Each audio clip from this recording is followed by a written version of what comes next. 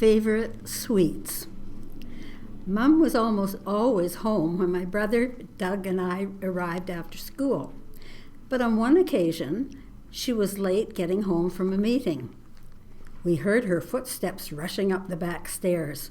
Once inside, she took off her hat with one hand, reached for her apron with the other, and called out to us, "Don't run away, you two. There's work to be done." The 5 o'clock whistle would soothe me blowing. Then it took Dad 15 minutes to walk home. He would be ready to wash his hands and sit down for supper. We had to go out into the garden, pick peas, pull up carrots, and rinse them under the outdoor tap. I put the tops in the compost heap by the back fence, where I also picked some mint leaves to cook with the new potatoes and peas and potatoes. Then we sat on the back stairs to shuck the peas. As we popped the pods, ran our fingers along under the peas, and listened to them ping into the cooking pot, we talked about dessert.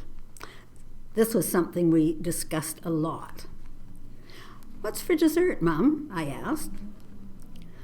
"I don't know. I hadn't really thought about it. Probably prunes." "Prunes again?" It wasn't that we didn't like prunes, but just that whenever Mom couldn't think of anything else or was too busy, we had prunes. So it seemed to us as if we ate them all the time. "Well, have you any ideas?" Mom asked. Bread pudding is what I would have suggested, but I knew there wouldn't be time to make it. Besides, about the only time we had bread pudding was when the church ladies had their meeting at our place and Mom cut the crusts off the bread to make dainty sandwiches for them. Those crusts went into the yellow enamel dish in which Mom always baked this dessert. She mixed milk, sugar, eggs, and raisins to pour over them. It baked into a delicious treat. "How about Jell-O?" That was Doug's suggestion for dessert. We had an ongoing contest to see if we could let it slide down our throats without gulping. It had never happened yet, but we were sure we could do it. Mom said it took Jell-O too long to set in hot weather. She said we could have a jar of her fruit instead of prunes, and we agreed to that. Then I set the table. Mom felt it was important to at least have that done so Dad would think supper was almost ready to eat. By the next day, I was still thinking of dessert, and I had a great idea. "Mom, if we picked little trailing blackberries on Saturday, would you bake us a blackberry pie?" "Can you pick that many berries?" "Sure," I said to Doug. "Can't we?" He nodded. It took a lot of picking to get enough of those delicious little berries, but we knew where there were some good patches. Mom wanted to make sure we were able to get enough berries before she started making the pastry for the pie crust. So we started picking early and kept at it, and we did get enough. When I got a tantalizing whiff of that blackberry pie baking in the oven, it inspired another idea. I remembered the rare times when Mom had given me money after supper so I could ride my bike down to the sweet shop at the other end of town to buy a pint brick of vanilla ice cream. "Mom," I ventured, "do you think we could get some ice cream to go with the pie? As a treat?" Dad would really like that. "We'll see," she said. That was a reply our parents often used.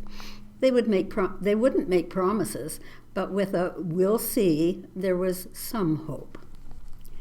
Doug and I ate every scrap of food on our plates, and I cleared the table without being told. "Well, Beverly," Mom said, "would you like to ride down and get some ice cream for our pie?" Doug and I cheered, and Mom handed me a quarter, and I was out the door before she could change her mind. I remember that first mouthful of slightly warm pie and the blissful mixture of flavors. Flakes of pie crust fell apart in my mouth. The velvety ice cream coated my tongue and mingled with the tangy sweetness of those precious little berries. A heavenly delight. I savored it with my eyes closed, and I told my mother that I wished I could have this dessert every night. "You can get too much of a good thing," Mom said. She often reminded me of this. She said treats wouldn't be such treats if we got too much of them. I wish she hadn't said that just then. It reminded me of something very unpleasant. After school, we usually had an apple and some raisins and walnuts to eat. But one day, a couple of years before, when Mom wasn't home, I looked in the cupboard to see if there was anything else to eat as a change, and found a bag of that long, stringy coconut that Mom used to decorate our birthday cakes. I just loved the taste of it, and that day I gorged on it until I was stuffed. After a while, I didn't feel so well and started sweating and shaking. Then I felt awful, and I knew I was in trouble. The sensation of a churning mixture coming up from my stomach sent me staggering for the toilet. I was violently ill and never wanted to taste coconut again. After that ghastly experience with coconut, a one-time favorite treat of mine, I realized that maybe there was a bit of truth in some of Mom's storehouse of sayings, like, "You can get too much of a good thing." Anyway, I knew there would be no chance of getting too much of this rare treat of blackberry pie and ice cream.